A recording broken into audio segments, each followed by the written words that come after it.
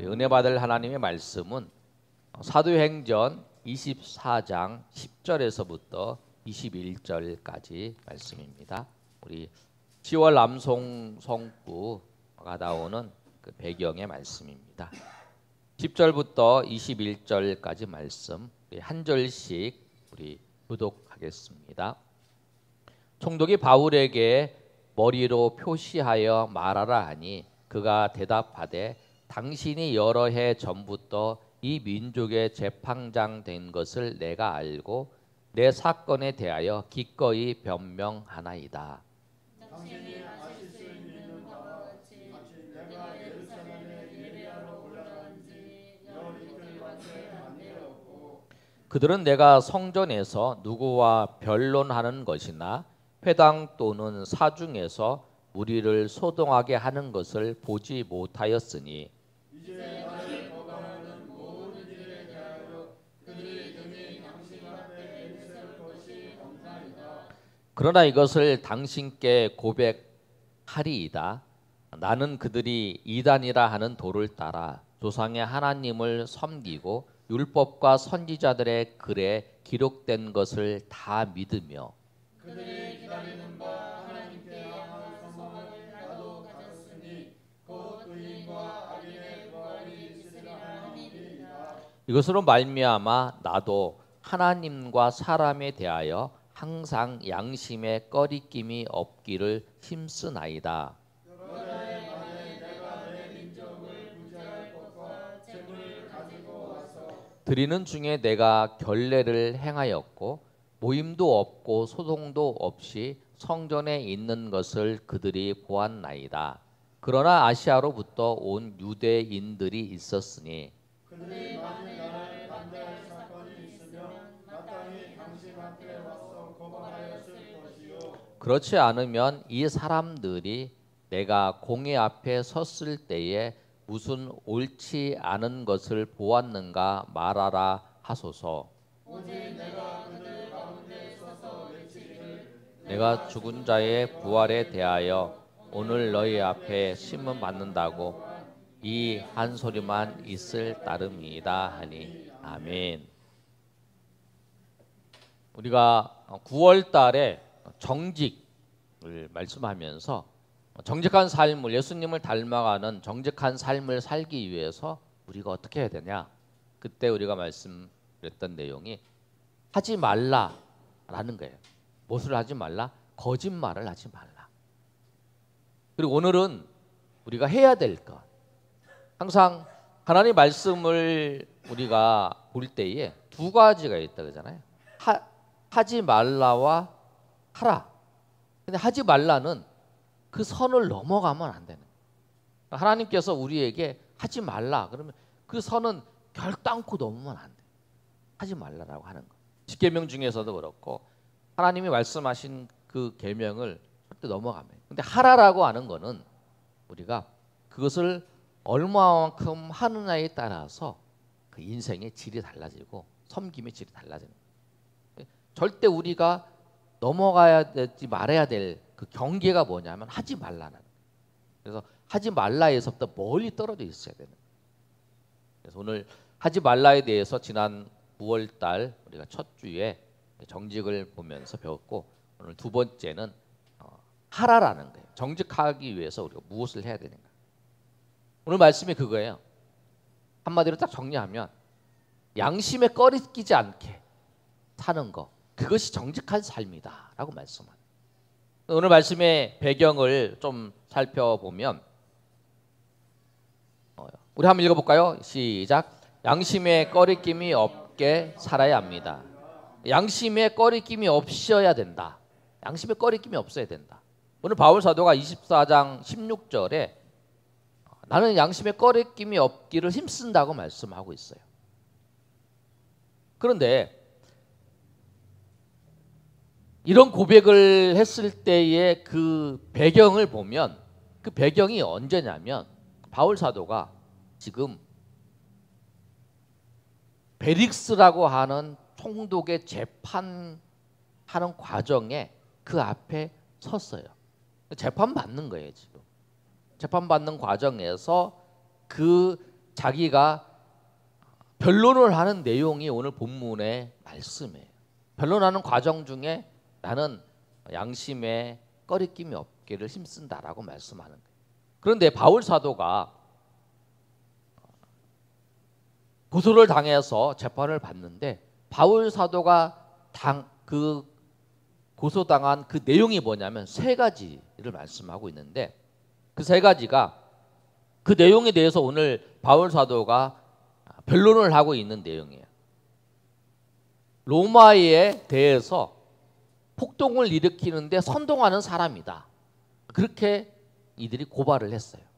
그리고 또 하나가 뭐냐면 이 사람은 나사렛 이단이다. 이 사람은 이단이다. 그렇게 고발을 한 거예요. 그런데 그 당시에 그 이단들이 종교적 지도자였던 이단들이 어떤 일을 했냐면 로마에 대해서 반대하는 일들을 했어요. 그런 일들을 종교 지도자들이 했다라는 거예요. 그래서 이 유대교에서 좀 급진적인 유대인들, 유대교인들, 그들이 이단들이 그 일들을 진행해 나가요. 그래서 이 사람은 이 로마에 대해서 반대하고 로마에 대해서 똥을 일으키는 그런 사람이다라고 하는 두 가지 제목. 또 하나의 제목이 있어요. 세 가지 제목인데 하나는 종교적인 거예요. 바울 사도가 성전에 이방인의 뜰에만 가고 그 여인의 뜰 같이 유대인들이 들어갈 수 있는 그 성전의 장소에 이방인들을 집어넣어서 이방인이 같이 들어와서 성전을 모독했다라고 하는 그 죄를 고발을 한 거예요. 그게 이제 오늘 바울 사도를 고발해서 그러니까 가장 큰 죄가 첫 번째, 두 번째 내용이에요. 그 첫 번째, 두 번째가 뭐냐면 그거잖아요. 로마를 전복시키기 위해서 그렇게 하는 사람이다라고 하는 거예요. 그런데 그거에 대해서 오늘 바울 사도가 변론을 하고 있어요. 11절과 13절의 말씀을 보면 이렇게 기록되어 있어요. 뭐라고 기록되어 있냐면 11절 한번 읽어볼까요? 시작. 당신이 아실 수 있는 바와 같이 내가 예루살렘에 예배하러 온 지 열이틀밖에 안 되었고 12절 이제 그들은 내가 성전에서 누구와 변론하는 것이나 회당 또는 시중에서 무리를 소동하게 하는 것을 보지 못하였으니 13절 이제 나를 고발하는 모든 것에 대하여 그들이 능히 당신 앞에 내세울 것이 없나이다. 그러니까 바울이 예루살렘에 와서 폭동을 일으키기 위해서 선동하는 일들을 했다라고 고발을 한 거예요. 그랬더니 바울 사도가 얘기를 하는 거예요. 왜냐하면 나는 예루살렘에 온 지 12일밖에 안 됐다. 그런데 12일 중에 7일 동안은 있었다는 거예요. 7일 동안은 처음에 도착을 하고 그 다음에 야고보를 만나고 그 다음에 3일째에 이제 결례를 행하기 위해서 와서 7일 동안 3일부터 7일까지 결례를 행했어요. 결례는 뭐냐면 이제 내가 서원한 게 있으면 그거에 대해서 서원을 마치고 하나님 앞에 제사를 지내고 그 의식을 갖는 거예요. 그거를 하고 있었던 거예요. 그러고 난 다음에 7일 날 그 결례를 마치는 날 붙잡힌 거예요. 그리고 지금 당신 앞에 섰다라는 거예요. 그럼 나는 지금 여기 예루살렘에 와서 또 일정을 다 봐라. 보세요. 일정을 보세요. 내가 언제 사람들을 만나서 그 사람들에게 그 로마에 대해서 데모를 하고 로마에 대해서 반대를 하고 그렇게 하려고 모의할 수 있는 시간이 있었냐. 당신이 뭐 없지 않냐. 그렇게 얘기하면서 나는 소유를 일으키는 사람이 아니다 라고 하는 것에서 자기의 일정에 대해서 딱 얘기를 하는 거예요. 얘기를 해서 이제 얘기를 했어요. 충분히 결론했죠. 두 번째는 뭐냐면 이 사람들이 이단이다. 그리고 이단들이 지금 로마에 대해서 하는 사람이다. 반대하는 사람이다. 이렇게 얘기를 한 거예요. 그거에 대해서 이제 바울 사도가 이야기를 하면서 14절과 16절의 말씀에 이제 얘기를 하는 거예요. 그 말씀 제가 읽어드리면 나는 고백합니다. 나는 이단이라고 하는 도를 따라서 하나님을 섬깁니다. 이렇게 얘기를 하는 거예요. 맞아요. 이 사람들이 나를 이단이라고 하는 거에 따라서 나는 하나님을 섬긴다 얘기네. 근데 이단이라고 하는 것을 인정하는 게 아니고 이단이라고 말한다. 이 사람들이 이단이라고 나를 말한다라고 하는 것은 인정을 하는 거예요. 그런데 나는 이단이 아니고 나는 하나님 조상을 섬기는 도를 따라서 조상의 하나님을 섬기는 사람이고 그 다음에 율법과 선지자의 글을 다 믿는다는 거예요. 나는 하나님을 섬기고 율법과 선지자의 글을 다 믿고 그리고 나는 뭐까지 믿냐면 나는 부활을 믿는 사람입니다 라고 얘기를 하는 거예요. 그러니까 이단이라고 얘기하는 게 아니다. 나는 말씀을 다 믿고 하나님도 믿고 나는 부활도 믿는 사람입니다. 그렇게 얘기를 하면 벨릭스가 알아듣죠. 왜 그러냐면 지금 공회에 같이 있던지 아니면은 그 사람들 중에 그 사내들인 공회에 있는 사람들 중에 바리새인도 있고 사두개인도 있다라는 거예요. 부활을 믿는 바리새인, 부활을 믿지 않는 사두개인이 있다라는 거예요. 그걸 다 알아요. 벨릭스라는 총독도. 벨릭스 총독은 빌라도 다음에 벨릭스 베수도 이렇게 총독이 되거든요. 그 얘기를 한 거예요. 그러면서 바울 사도가 그런데 나는 16절에 있는 것처럼 이것으로 말미암아 나도 하나님과 사람에 대하여 항상 양심에 꺼리낌이 없기를 힘쓴다. 나는 하나님을 믿는 사람이면서 나는 하나님과 사람에 대해서 항상 양심에 꺼리낌이 없도록 행동하는 사람이다. 내가 진술하는 것도 내가 꺼리낌이 없이 당당하게 내가 양심에 따라서 증언한다라고 말을 하는 거예요. 두 번째 이제 이 얘기도 두 번째에 피소한 그 죄목도 변론을 했어요. 세 번째 이제 이야기를 세 번째 이야기는 뭐냐면 이 바울 사도가 그 성전을 모독했다라고 하는 건데 그 부분에 대해서도 이제 얘기를 하는 17절에 있는 것처럼 17, 18, 19절에 있는 말씀처럼 내가 올라왔는데 내가 올라온 이유는 뭐냐면 이 백성들이 가난한 사람들이 있어서 그 사람들을 구제하기 위해서 구제 헌금을 가지고 와서 왔다. 그리고 내가 결례를 행했다. 결례를 행하고 있었는데 그 과정 속에서 18절에 있는 것처럼 모임도 없었고 소동도 없었고 아무것도 없었다. 그런데 다른 사람이 와서 나를 그렇게 고소를 했다. 내가 그 일을 행했다고 아는 거 증인이 있으면 증인을 대라. 그 얘기를 하는 거예요. 증인이 있으면 증인을 나 앞에 데리고 와라. 그럼 내가 딱 설명하겠다라고 하는 거예요. 근데 그 이야기를 다 들었어요. 근데 여러분 우리가 이 말씀을 오늘 생각을 해요. 여러분 내가 변론을 했어. 변론했는데 내가 잘 설명을 했어. 그 사람이 잘 들었어.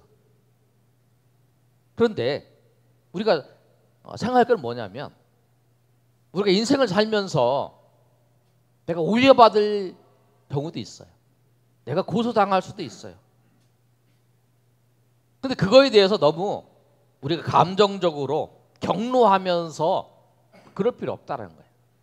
누구나 다 그런 오해를 받고 누구나 다 거짓으로 피소당할 수 있다는 거예요. 바울만 당하는 게 아니라 우리가 살다 보면 다 그런 일을 당할 수 있다는 거예요. 그런데 우리가 그 상황에서 해야 될 것은 뭐냐면 그 일에 대해서 정확하게 변론을 해야죠. 근데 감정이 상하면 변론을 못 하잖아요. 감정이 상하지 않고 그것에 대해서 정확하게 변론을 해요. 그러나 변론을 했어요. 그러나 그 변론을 받아들이지 않는 것은 나와 나의 관계된 일이 아니라는 거예요. 하나님께 속했다라는 건 사실을 우리가 인정을 해야 돼요. 근데 제가 신앙생활 하면서 요새 그걸 느껴요. 나에게 속한 것과 하나님께 속한 것을 구분을 잘해야 될 것 같아요. 복음을 전하는 거는 하나님께서 나에게 명령을 하셨어요. 근데 복음을 전해야 돼. 그러나 내가 복음을 전해서 교회에 오고 그 사람이 예수 믿는 거 그거는 나에게 속한 것이 아니잖아요. 근데 내가 복음을 전하는 게 열매가 있든 없든지 복음을 전하는 건 내가 해야 돼. 열매를 거두시는 거, 열매를 하나님이 만드시는 거는 하나님이 하시는 일이잖아요. 근데 그거에 대해서 내가 열매가 없다고 낙심해요. 내가 열심히 변론을 했어요. 내가 하나님의 뜻을 따라서 양심을 따라서 열심히 변론을 했어. 하나님 말씀 따라 변론을 했어. 그런데 그 사람이 그거에 대해 변화가 없어. 나에 관계된 일이 아니라. 하나님의 주권 안에서 하나님이 그 사람의 마음을 감동시켜서 그 사람을 통해서 해결하게 하시든지 그렇게 놔두시든지는 그 하나님의 주권 안에 하나님이 허락하신 그 안에 있다라고 하는 거예요. 바울 사도도 그렇죠. 바울 사도도 자기가 전했어요.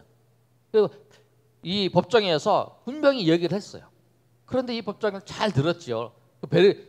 이 오늘 누마 총독에는 벨릭스도 잘 알아요. 바울이 죄가 없다는 걸. 근데 바울을 풀어주지 않아요. 근데 만약에 바울이 그런 생각할 수 있어요.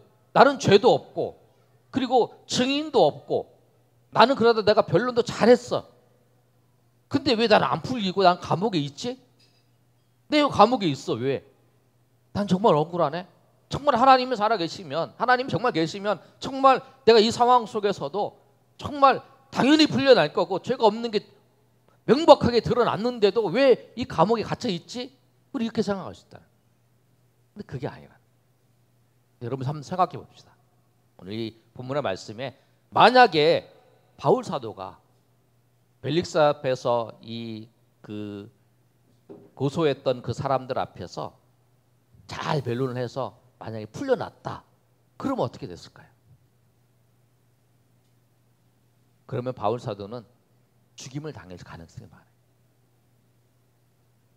유대인의 대적자들이 바울을 죽이기 위해서 금식하면서 바울을 죽이려고 하는데 그 로마 천부장이 예루살렘에서 바울을 잡아서 안디바드리아와 또 이제 가이사라를 보낸 거예요. 근데 만약에 여기서 바울 사도가 죄가 없다는 걸 알고 보냈다 그러면 바울 사도가 언제 죽을지 몰라요. 죽음의 위험이 있다는. 그런데 하나님께서는 이 사건을 어떻게 하셨냐면 바울 사도가 그 로마에 가는 데 있어서 안전하게, 그러니까 감옥에 있으니까 로마의 통치 안에 있으니까 어떤 유대인도 건들지 못하는 거죠. 그러니까 아주 안전하게 그 로마까지 하나님께서 바울을 보내신 거죠. 이 사건을 통해서. 그러니까 우리가 내가 해야 될 것, 내가 해야 될 분량, 그것까지만 하는 거죠. 그것의 결과를 우리가 그 결과에 대해서, 그리고 그 결과를 어떤 사건에 의해서 내 결과 손에서 넘어간 거에 대해서, 그거에 대해서 내가 책임지는 게 아니라 난 그것까지만 하는 거야. 그리고 하나님께서 그걸 인도하는 거야. 그러니까 내가 뭐 사업을 하든지 내가 뭐 시험을 준비하든지 내가 무엇을 하든지 간에 내가 정말 예수 믿는 사람으로 내가 최선을 다했어. 최선을 다해서 그걸 했어. 그런데 그 결과가 이렇게 나왔어. 근데 그 결과에 대해서는 하나님이 허락하신 것 때문에 우리는 인정하고 받아들여야 돼. 그건 맞아. 내가 왜 그랬지? 내가 양심에, 내가 하나님 말씀과 양심에 살펴봐서 내가 정말 꺼리낌이 없다 그러면, 내가 정말 그거에 대한 내가 최선을 다해서 그 일을 했다 그러면 하나님이 이걸 허락하신다면은 그 내가 지금 한 것까지, 그것까지에 대해서 만족하고 감사하며 살아야 된다. 그것을 알아야 우리 삶에서 정말 평안을 누릴 수 있습니다. 아멘. 여러분이 내가 할 수 있는 거와 하나님께서 하시는 거에 대한 그 구분을 하실 수 있어야 돼요. 그래야 돼요. 왜냐하면 하나님께서 내가 원하는 대로 그것을 이루신 걸 내가 원하는 대로 하나님이 하신 것이 아니라 하나님의 주권 아래서 모든 것이 진행되어 났다라고 하는 것을 우리가 꼭 기억하셔야 돼요. 그래야 여러분의 삶의 자리에서 정말 평강을 누릴 수 있어요. 정말 삶의 자리에서 은혜를 누릴 수 있어요. 왜? 하나님이 주권적으로 허락하시고 하나님께서 하신 것을 우리가 그것이 왜 그렇게 했냐고 말할 수 있는 게 아니잖아요. 우리가. 그러니까 내가 할 수 있는 분량, 내가 할 수 있는, 내가 해야 될 것까지 그 최선을 다하는 사람. 바울에게 있어서 최선을 다하는 건 그거죠. 내가 그 부분에 대해서 변론할 부분에 있어서는 최선을 다해서 변론하는 거죠. 변론하고 난 다음에 결과, 풀어주고 안 풀어주는 거는 그건 하나님의 주권 안에서, 하나님의 손 안에서 있는 거예요. 내가 해결해서 풀어주는 게 아니잖아요. 하나님이 어떻게 하셨는지. 그렇지만 풀어주지 않는 것도 하나님의 주권적인 역사 안에, 주권 안에 있다라고 하는 것을 우리가 인정하고 하나님 앞에 감사하면서 우리가 그 자리에서 하나님 앞에 섬기는, 그것이 우리의 삶에 우리가 하나님의 주권을 인정하고 하나님의 은혜를 인정하며 살아가는 거예요. 그런데 오늘 이 말씀을 통해서 살펴볼 건 뭐냐면 오늘 정직에 대해서 살펴보는데 양심에 대해서 오늘 말씀을 통해서 살펴보려고 그래요. 두 번째 우리가 볼 때에 양심은 하나님께서 우리에게 주셨습니다. 한번 읽어볼까요? 시작. 양심은 하나님께서 주셨습니다. 양심은 믿는 사람이나 믿지 않는 사람에게 하나님이 다 주셨어요. 믿는 사람에게 하나님 말씀이 있기 때문에 명백한 말씀. 근데 양심은 뭐냐면 양심은 마음속의 법정이라 그래요. 마음속의 법정. 우리 이 단어를 꼭 기억하세요. 마음속의 법정. 우리가 우리의 생각이나 우리의 말과 행동 이런 것을 판단하고 변호하고 논쟁하는 것이 양심, 법정이에요. 내가 오늘 누구한테 얘기를 했어요. 집에 와서 생각해 보니까 내가 정말 그 사람한테 잘했나? 내가 이 일을 하나님을 위해서 섬긴다고 말하는데 정말 난 내 욕심대로 하는 건 아닌가? 내 욕심을 내가 원하는 것을 얻기 위해서 하는 게 아닌가? 이런 생각들이 우리 마음속에 든다는 거예요. 아니야. 내가 내 욕심을 위해서 하는 게 아니야. 하나님을 위해서, 하나님의 뜻을 위해서 하는 거야. 뭐 이런 생각이 들잖아요. 저 사람한테 얘기를 했는데 막 얘기했는데 저 사람 잘못을 막 지적했는데 내 감정이 막 솟구쳐서 막 얘기한, 네가 그게 마음속에 그러잖아요. 네가 그 사람한테 그거는 우리 마음속에서 그런 생각이 들잖아요. 사실 너 혹시 네 마음속에 네 감정이 상한 것을 막 표출하기 위해서, 감정을 풀기 위해서 그런 거 아니냐?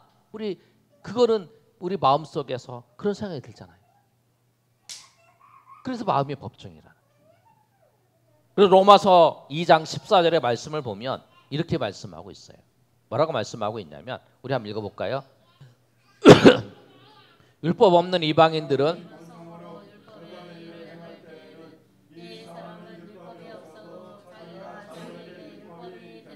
15절까지 읽습니다.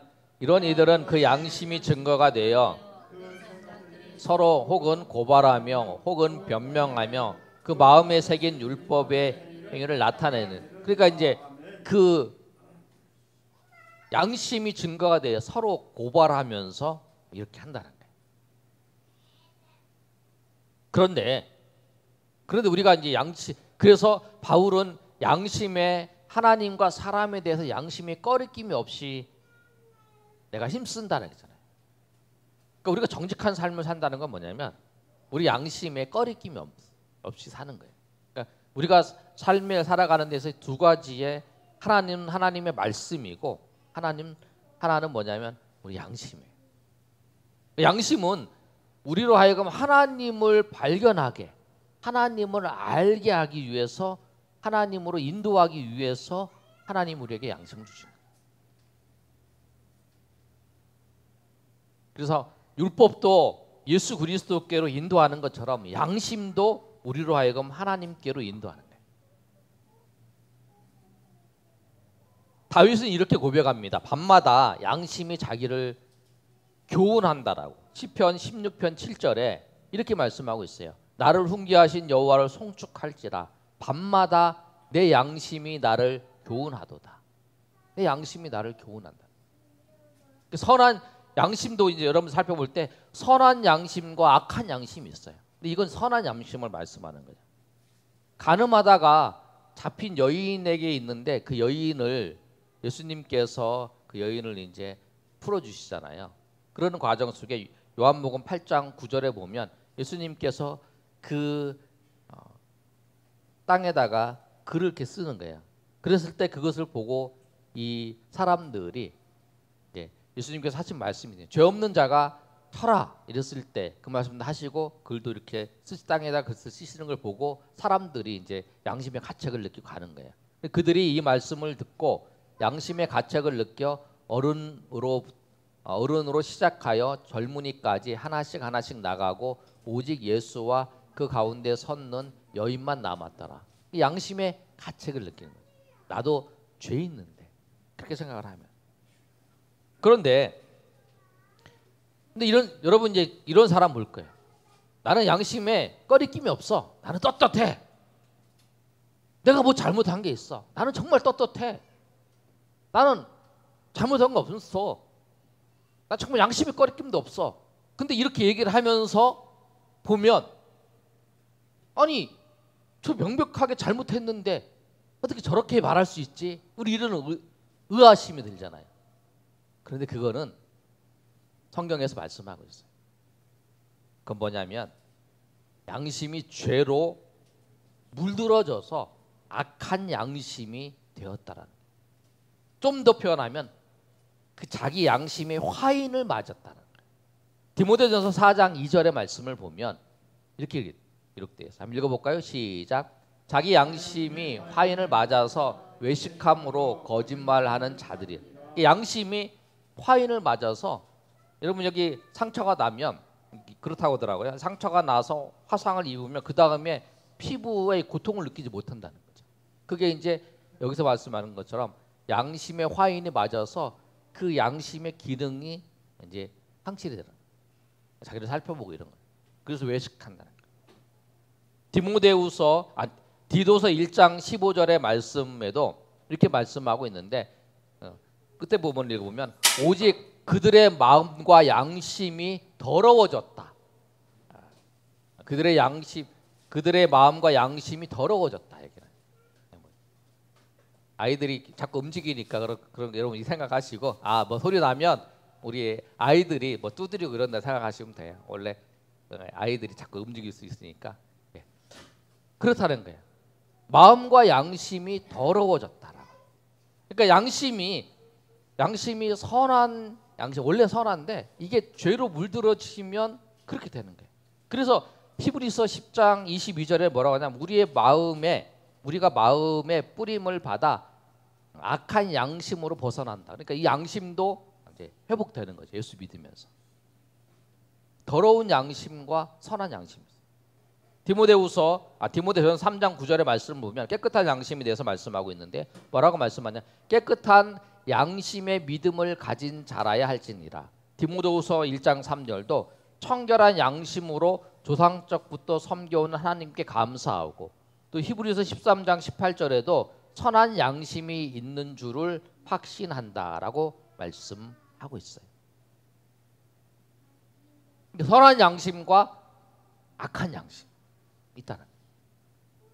그러니까 우리가 여러분 제 생각하실 때 이제 분별하세요. 어떤 사람이 내가 정말 양심이 꺼리낌이 없어. 근데 죄를 계속 짓고 있고 저 사람이 모든 사람이 보기에 분명히 죄다라고 하는 건 그 사람 양심이 뭐냐면 화인 맞은 거예요. 선한 양심이 아니라 그 악한 양심이 되는 거예요. 그래서 외식하고 그런 모습이라는 거예요. 그런데 선한 양심이면 회복되어서 선한 양심이면 그 선한 양심을 통해서 자기의 인생을 살펴보는 거예요. 자기의 삶을 살펴보는 거예요. 그러니까 밤에 가서 그 생각을 할 때 그 내 양심이 내가 어떤 사람한테 심한 말을 했고 어떤 사람한테 했으면 그 양심이 생각나는 거예요. 아무리 화인 맞았다고 해도 그 사람한테 그런 기능도 있겠죠. 불쑥불쑥 생각이 나는 거예요. 불쑥불쑥. 그런 거 아니냐. 네가 그 사람한테 너무 심한 거 아니냐. 네가 그렇게 하는 거 너 심한 거 아니냐. 네가 그렇게 하는 거 또 잘못한 거 아니냐. 그런 마음들이 우리 가운데 오는 건 뭐냐면 우리 양심이 그 작용을 하고 있는 거예요. 재판관이 법정이 되어서 우리를 작용하고 있는 그런 모습이에요. 근데 바울 사도는 편한 양심을 가진 자로서 뭐냐면 자기가 신앙생활을 하면서 섬길 때에 하나님의 말씀에 비춰봐서 또 내가 내 양심에 비춰봐서 내가 그렇지 않았다라는 거예요. 내가 밤마다 아니면 내가 생각할 때 혼자 있을 때마다 그랬을 때에 그 양심에 꺼리끼지 않았다는. 그래서 그 고린도전서의 말씀을 보면 여러분이 양심이라는 단어를 유식품일 때 네가 그 양심을 따라서 그렇게 우리가 신앙생활 할 때 양심의 자유에 따라서 신앙생활을 한다 그러면 선한 양심을 가진 자는 그 양심을 따라서 양심을 따라서 살면 하나님께로 올 수밖에 없는 거예요. 왜? 그 양심은 하나님으로 가게끔 만드는 거예요. 그래서 여러분은 신앙의 원리를 보면 뭐라고 써 있냐면 양심에 따라서, 신앙의 양심을 따라, 양심에 따라서, 양심의 자유에 따라서 찾으라 그럴 때 그 양심의 자유가 뭐냐면 하나님을 찾는 거예요. 양심은, 우리 양심은.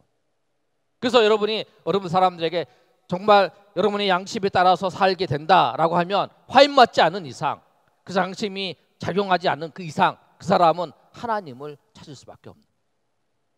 그래서 오늘 바울 사도가 양심에 따라, 양심에 꺼리낌이 없다라고 오늘 본문을 통해서 말씀을 하는 거예요. 그래서 우리의 삶의 자리에서 중요한 요소가 뭐냐면 하나님 말씀이에요. 그런데 여러분 참 그 아이러니한 게 뭐냐면 이단들을 보면, 신천지 이단을 보면 뭐라고 했냐면 그 말씀을 가지고 이제 내가 모략의 신이다, 예수님 이렇게 말씀하신 내용을 나와요. 그 모략 거짓말로 말하는 거예요.